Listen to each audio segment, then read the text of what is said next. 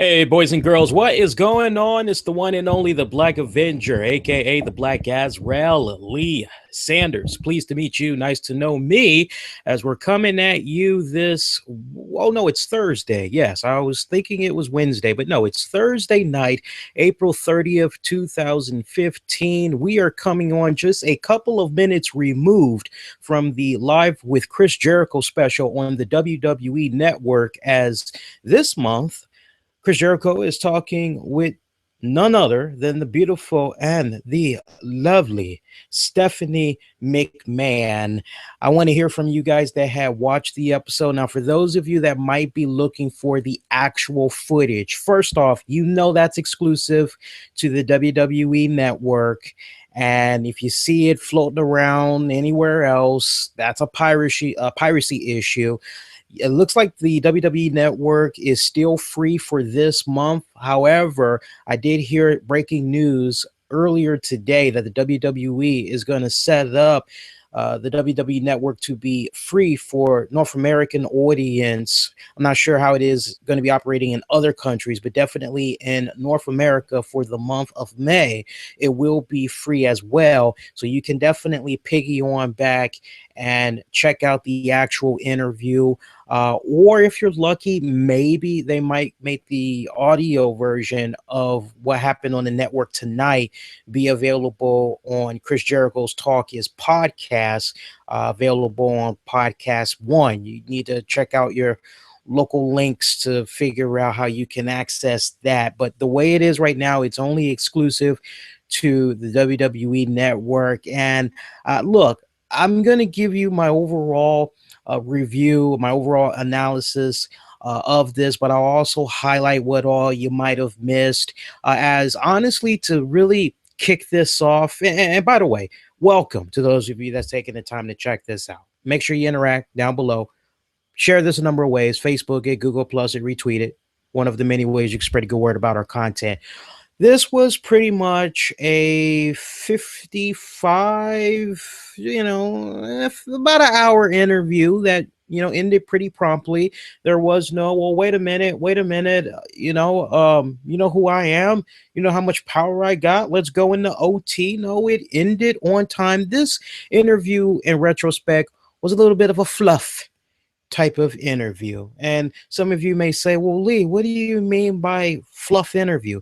It just really felt like a filler. I was picturing this in my head, and we called it here last month when Chris Jericho was talking with John Cena. And I said on our very live web show here on YouTube, I said, you know what? It would make a lot of sense for the next Chris Jericho special for it to be Stephanie McMahon. They have such great chemistry together. Makes all the sense in the world that the two of them would, do something. And sure enough, about 2 weeks after we said that, we hear the announcement, Chris Jericho is going to be interviewing Stephanie. I'm like, yes, but then I'm kind of going back on the interview that we had got with John Cena. Now, I've talked about this on my respective podcasts. I'm not sure what's going on with the other folks that's out there, but, for me, because I've listened to Talk Is Jericho. And when I first heard that Jericho was going to be doing something with the WWE Network, I'm saying he's probably going to kind of try to stay clear of the hard-hitting questions. It's probably not going to be as stone coldish. And a lot of people are like, well, why can't Chris Jericho go there, Lee? Well, Chris Jericho, he still has that friendly connection with the WWE. He's been having a very good relationship with them over the years, to the point that he's going to try to do everything and anything possible to protect the boys, to protect those in a high position of power. He's going to try to look out for them. So for me, the argument was, when it comes to these Chris Jericho WWE interviews, he's probably going to leave you scratching your head saying, why wasn't this question next? How come he didn't go there? Well, he had the opportunity to go here. And with the Stephanie McMahon interview, basically what I got was just a big old recap of what all they had did while they were working in the Attitude Era together. But I mean, to kick things off, Jericho had asked Stephanie about a recent trip that she had took. It was the Eisenhower Fellow trip. I'm sure those of you that's been paying attention to your wrestling news dirt sheets, you kind of know what that's about. It's basically a fellowship where key individuals are picked that basically represents, I think, every single country, and then they like go on this uh, spiritual and culture journey, if you will, for several weeks. And Stephanie, she had kicked things off in Singapore, and eventually she had made her way to China. She saw Japan, and she was out there. Basically, she's been traveling for about a month, and she was just talking about how awesome of an experience that was. Turns out for at least the first several minutes, Vince McMahon was there. Vince McMahon, when they do these things out in Stamford, Connecticut, and all that, when they're producing these shows, a lot of times Vince McMahon is behind the scenes. We've seen photos of him on social media where he's, directing production and the cameras and all that. So first several minutes, Vince McMahon, although we don't see him, Jericho and Stephanie, they are acknowledging the fact that he is there and, he's watching them. So you're kind of like, it's kind of hard to really get into this interview knowing that you have the owner, the chairman of the company right there watching and, seeing how everything is going to go down. I believe eventually he left.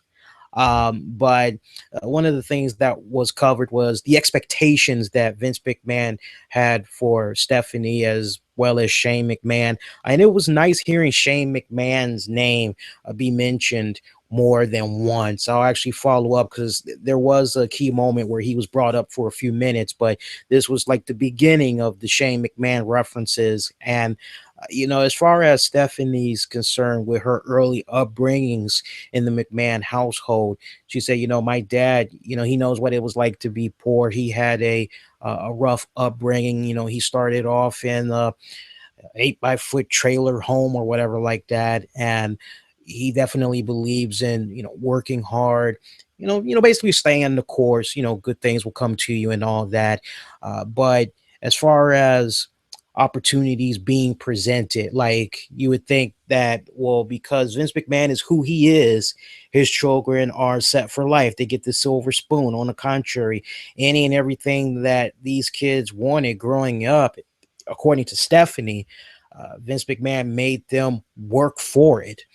And one situation, and it was kind of funny how they segued into this, but they were talking about how on top of expectations, like as far as his expectations go, has there ever been a point where he's been disappointed? And Stephanie had recalled how when she was working with Shane during the alliance or the invasion angle, how they were in front of a Boston crowd and they basically had bombed their in Boston is a white hot crowd. They went back, and Vince was just so disappointed with what they did in the ring. He actually made them go back out there and do it again in front of the Boston crowd. And she said that was like a really tough thing to do. But when she came back the next go around and she had talked with Vince, Vince basically said to her, look, at the end of the day, nobody else's opinion matters except for when you look at yourself in the mirror and you know that, you can say proudly you've done the best job humanly possible. That's what really matters. But he was very hard on both of them during that period of time. There was also talk about Stephanie's on-screen character, basically how, and I like the words that Chris Jericho had used. He basically said the way he sees it, Stephanie is like a female version of Vince. Just to kind of cut through all the other fluff. I mean, there was a lot of, I hate to say this, but I got to call it how I see it because I got to keep it honest. I got to keep it insightful. I got to keep it interactive. It just felt like an hour of a kiss my ass type of session. This is probably one of those rare times I'm getting on WWE here. I know we're probably going to upset some people. Some people may not agree with what I'm saying. Let's agree on one thing. It's okay to disagree, but just because you disagree with what I say, or if you may disagree with some of the people that's going to be commenting below are saying, be very respectful in communicating. There's ways that you can make your point. No need to be disrespectful, but that's just really how I felt about it overall. But as far as the on-screen character goes, I think many of us will say, yeah, you look at her, yeah, she operates just like Vince. And she said that although she had spent many years working under her father and learning everything and anything about the business from him, to hear that, for Jericho and a lot of people with what she does on screen, it's strong resemblance to Vince McMahon. She looks at that as a compliment, and she's very humbled that people are saying that, as she's never tried to go out there and emulate him. So the fact that that's what people are thinking, she thinks that's pretty freaking cool. Early childhood memories were brought up, as far as like, does she remember wrestlers coming in and out of the house? And she told a really cool story how right before WrestleMania 1, Hulk Hogan and Mr. T, they had came over for dinner, and she was such a big Mr. T fan. She had like a couple of items that she wanted for him to sign, but like he just ended up signing any and everything that she put in front of him, and she just thought it was freaking funny and really cool that he was willing to take the time out to do that. And she also talked about how at the Hall of Fame a couple of years ago, how when she brought her daughters backstage to see Mr. T, her kids acted the same way that she did when she had first saw him. But it was really funny story that she had told, as her mom Linda had made liver at the request of Mr. T, and she does not like liver. She couldn't stand the smell, and she's not alone. I don't see how people can eat liver. I mean, you can season it up, you can put the onions on it, you can put the gravy on it, and all that other stuff.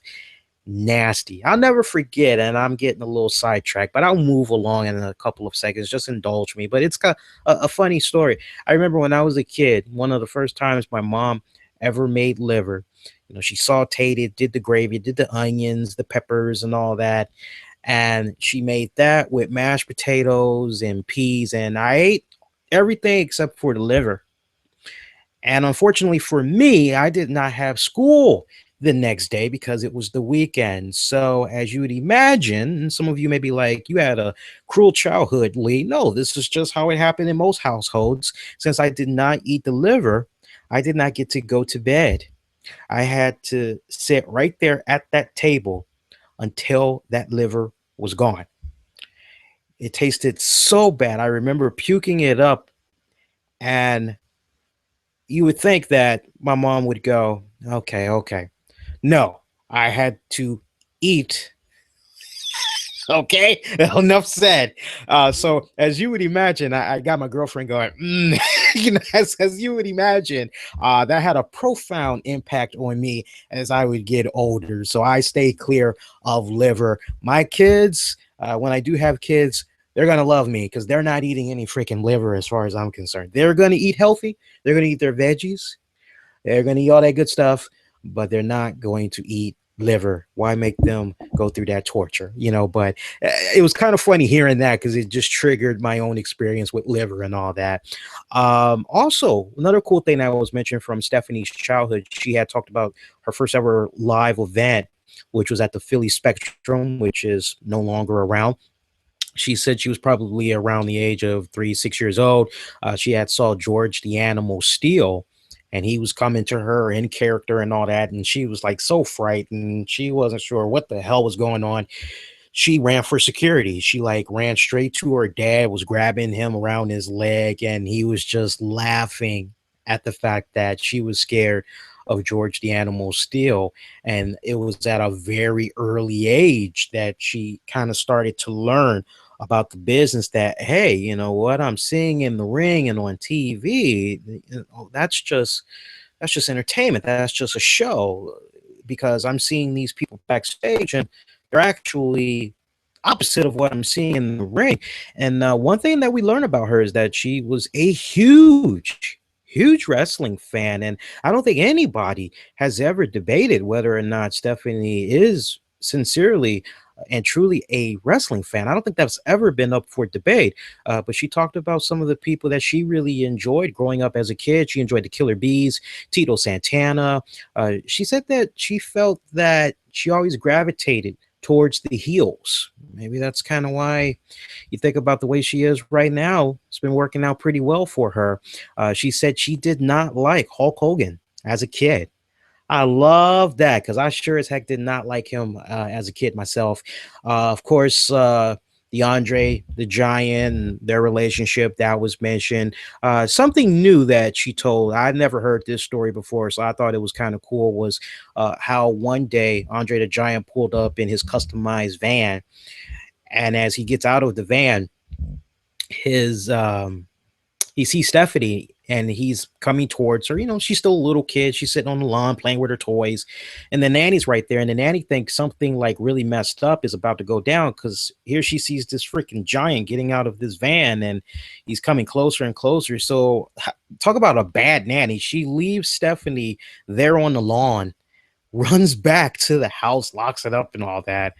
And with one hand, Andre the Giant just picks Stephanie up, you know, like by her, you know, underneath her bottom. You know, he picks her up and he gets a kiss on the cheek by Stephanie. And he's able to do all that with just one hand. I'm like, wow, that's freaking insane. He did have some really huge hands. Another thing that was brought up, and I'm kind of glad that they touched the subject, was how some people that found out about Steph's connection to Vince McMahon, the WWE, and all that, like, how did they perceive it? You know, what were their relationships like with her? And she said those that knew about my connection to Vince and, you know, WWF/E, they were really cool. But then there were other people that, you know, they kind of felt, you know, that maybe she was a snob or they would turn the other cheek, that's understandable. I mean, that's understandable. There were some Shane McMahon references, and I was glad that they kept bringing up Shane because eventually it was a really good setup as far as Jericho asking her, does she miss Shane? Still being involved in the WWE, and she said she misses him tremendously. She said he has a great mind for the business. He's very funny. He's so energetic, and that, you know, honestly, when it was all said and done, Shane just wanted to go do his thing. He wanted to try out other endeavors, and Chris said, you know, well, hopefully, you know, one day, you know, maybe we can see Shane back in the WWE. And Shane said that would be nice, you know, never say never. And the question was asked if she still talks to Shane on a regular basis. And she said, yeah, you know, they talk, they hang out together. It's not as much as it used to be. They're actually going to be doing something for Mother's Day together. So I definitely, I know there's many of you guys that's out there as well. I know there's a lot of you all that tremendously miss Shane McMahon. And, you know, there was a couple of times there in recent years since the authority has formed, it looked as though maybe seeds were being planted for a Shane McMahon return. And here's an interesting challenge, I think, as far as who Chris Jericho can interview next for his show. I would love it if he could get access to Shane McMahon. I think I might be onto something right there. I mean, when you really think about it, Shane McMahon, he has not been included in any of the recent batches of documentaries, DVDs that has come out really since he made his exit from the WWE. It would really be nice, I think, and I think Chris Jericho is the perfect person to do this. I think a lot of eyes would definitely be on the product.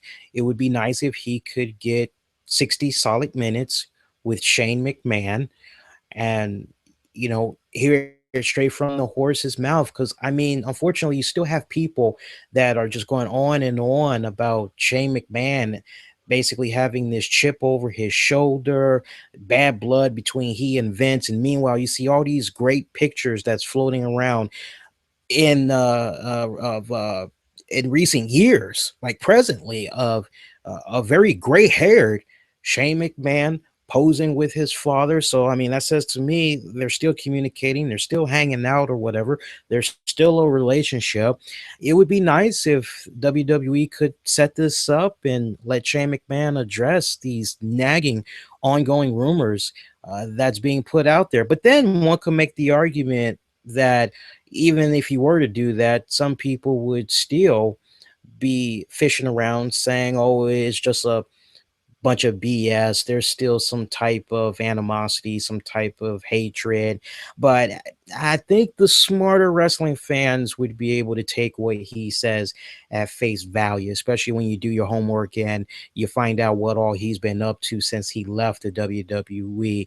I'm very interested to see what the next guest is going to be. I think they should go in that direction. If they are not going to go in that direction, two other people that really jump out in my mind right now, maybe they could get Daniel Bryan. I mean, he's a hot topic right now. He's on the mouths of a lot of people in the wrestling community.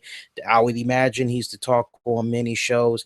Be nice to kind of find out what's going on with him and his injury, as the way things are looking right now. He's supposedly going to be out of action, at least as far as appearing on WWE live events. June, no. So, I mean, the way it's looking right now, he may be coming back around July or August. Who knows? Time will tell, but maybe they could get an interview with him.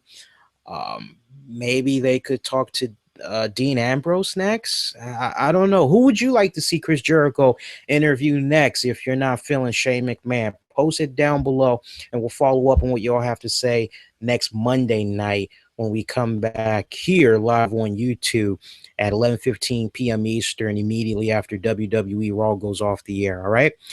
Getting back to Stephanie McMahon, just a couple of more bullet points I want to bring to you all's attention. She talked about how at a very early age, like every summer, her dad or her mom, both of them actually, both parents, they would say to Steph, you need to get some type of a job. You need to have a job, basically teaching her how to be financially responsible, being independent and all that.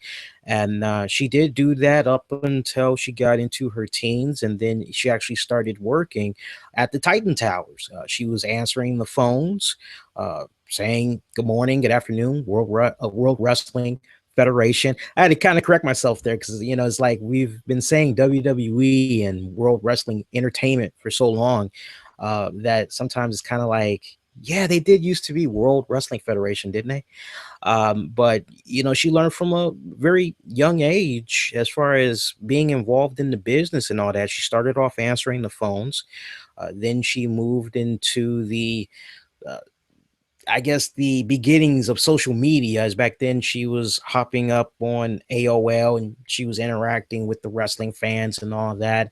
Eventually, she worked her way into college where she learned about video producing, editing, and all that. And she did a internship after that with the WWE, where she was focusing on production, video editing. She actually did a SummerSlam video package. I wish Chris Jericho would have probed her a little bit more to find out which SummerSlam package it was that she did the video work for and the production and all that. That way we can kind of go back and look at it and everything. She talked about learning everything from the business with her mom in meetings, operating with a legal pad. Whereas when it was time for her to work with her dad and being on the road and all that, basically it was a situation where she was just learning on the spot. But Vince would definitely pull her to the side, ask her if she had any questions or whatnot. But she was mostly learning hands-on in real time as things were happening. And eventually she made her way to the TV aspects within WWE. The breast job. You all remember when Stephanie had got her boobs pretty enhanced. Well, basically, she said that there were some points where she was pretty heavy, and eventually she just did not like the way she had looked physically, and she wanted to enhance herself. So that's why she had did it.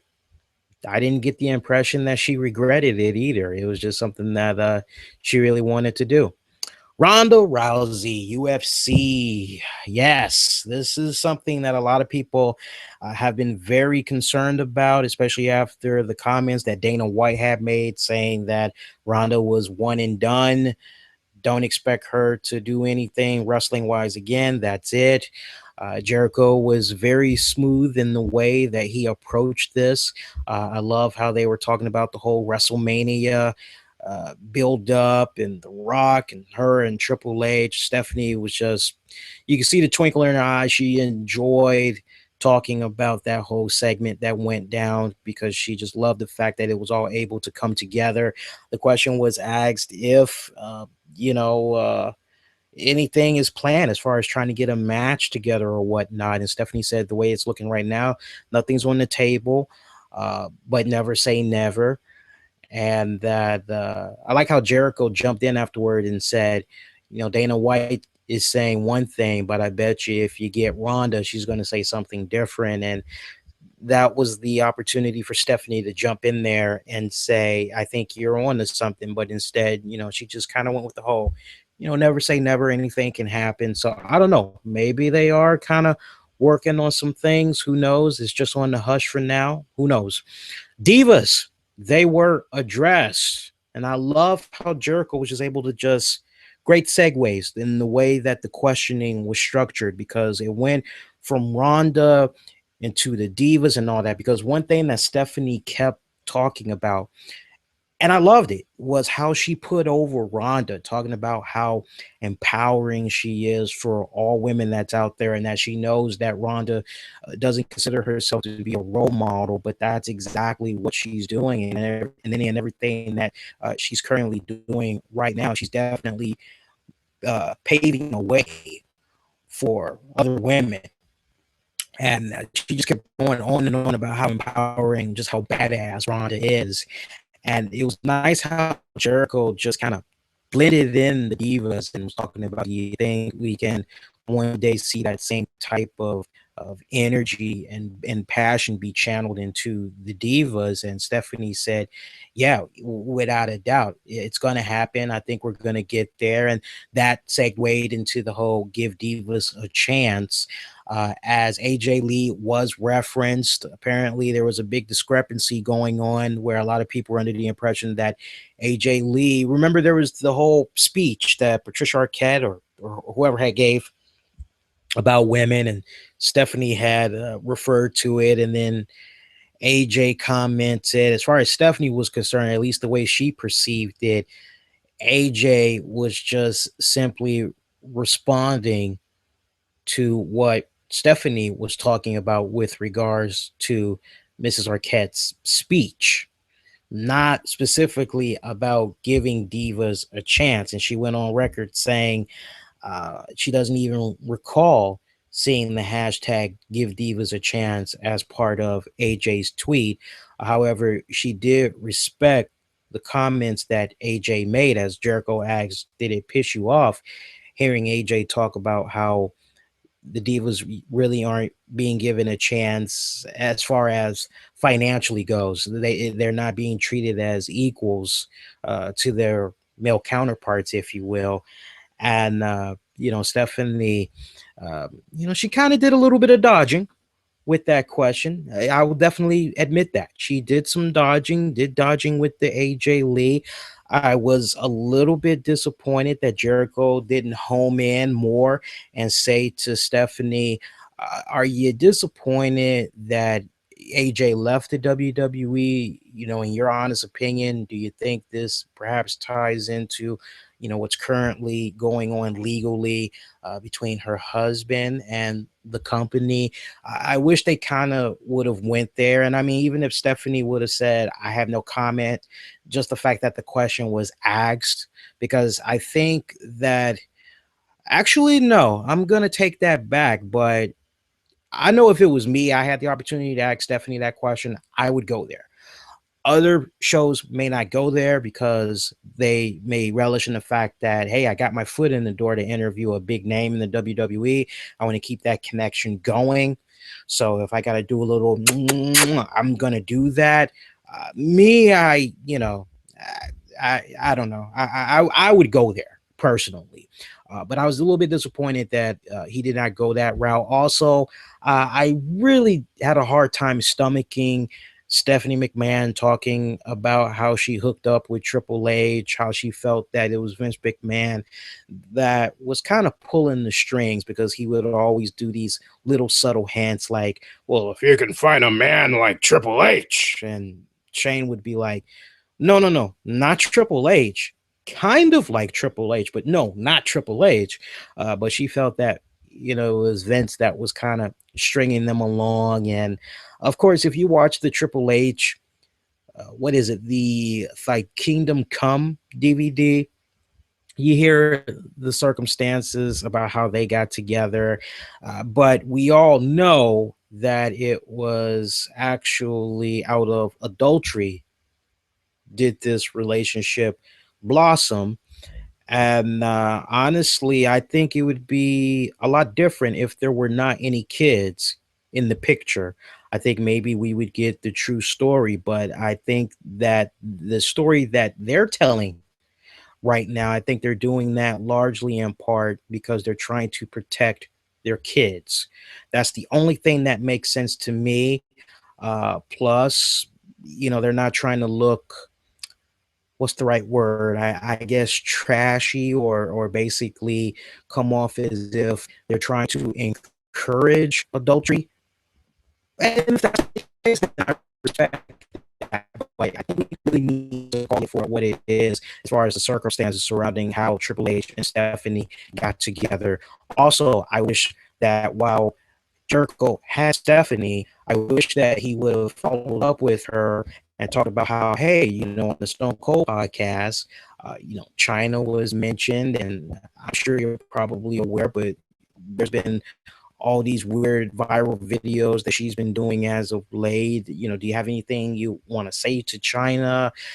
You know, based off of the things that she's saying, do you think she's severely hurt her chances into going into the Hall of Fame? Can you, Triple H, her, and the WWE overall ever get to a point where you all can mend fences, you all can work together? I wish he would have went there. Didn't go there. Very disappointed with regards to that. Again, you're left coming away from this saying, why didn't he ask this question? Why didn't he ask that question? And it really should not surprise you, because if you listen to the Talk is Jericho podcast, then you have a really good idea on what you can expect. He's going to do what is necessary to protect the WWE. The last thing he wants to do is put them in a position where they look a little bit embarrassing and whatnot. You know what I'm saying, guys? Other than that, though, I'll give you two more things. One, favorite match, SummerSlam with Brie, because it had been 11 years since she had last wrestled. Another area in which I was disappointed Chris didn't jump on. I wish he would have followed that up with, that was a really great match.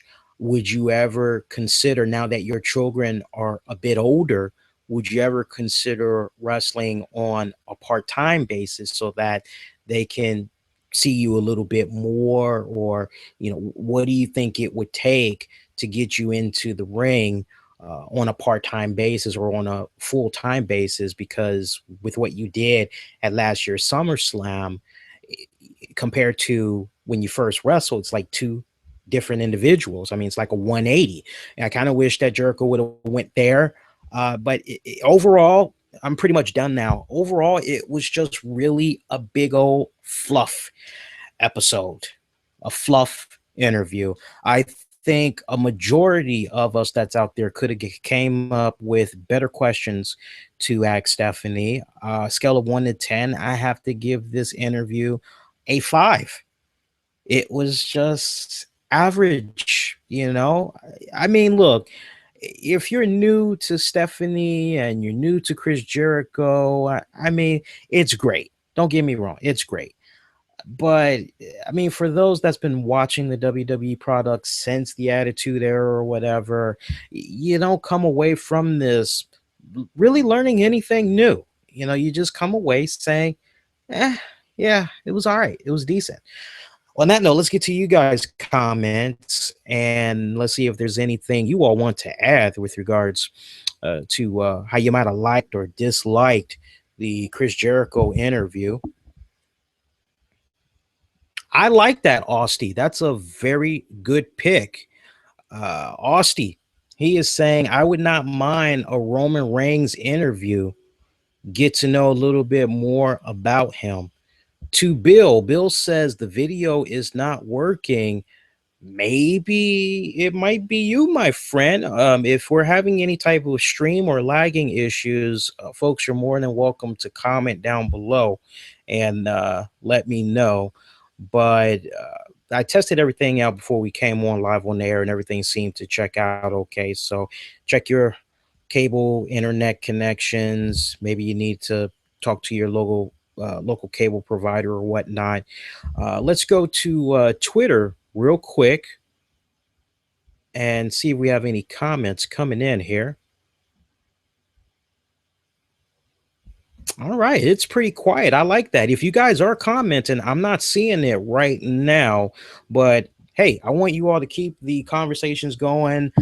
Tell me overall what you had thought about the Jericho interview with Stephanie. And like I said, we'll definitely follow up on more of what you all have to say on next Monday's RCWR show. You know, we have a really great podcast as well, since we're in the plugging mode over here. Check it out Tuesday nights, 10 p.m. Eastern on Spreaker.com. We'll hook you up with the very latest in wrestling headlines, entertainment headlines, and beyond. Again, that's 10 p.m. Eastern. And in the meantime, your next live webcast edition of the RCWR show will be happening on May 4th, 2015, 11:15 p.m. Eastern, as soon as WWE Raw goes off the air. Tuesday night, May 5th, 10 p.m. Eastern on Spreaker. We got the new RCWR show. It's our live radio/podcast editions. So check that out and keep your eyes peeled over the weekend, in particular this weekend, because I'm going to try to see if we can do this. I'm going to try to see if we can give you guys a on-location review of my experience seeing Avengers 2, Age of Ultron. I'm pumped. I'm ready to go. I'm looking forward to seeing it. For all the very latest in wrestling news and beyond, Be Kind Rewind. We got great episodes you can check out on various platforms. All the links you need is in this episode description, so do check it out. If it's your first time checking us out here on YouTube, I'd love to have you subscribe to us so you never miss out on all the great content we do for you here on a weekly basis, whether it's doing reviews like what we're doing right now. There's some other type of different reviews we do, some good stuff, or we have interviews. My God, we're breaking news. We got a little bit of something for everybody. So do hit that subscribe button. Share this a number of ways. I told you how you can do it before. I don't need to say that again. All right.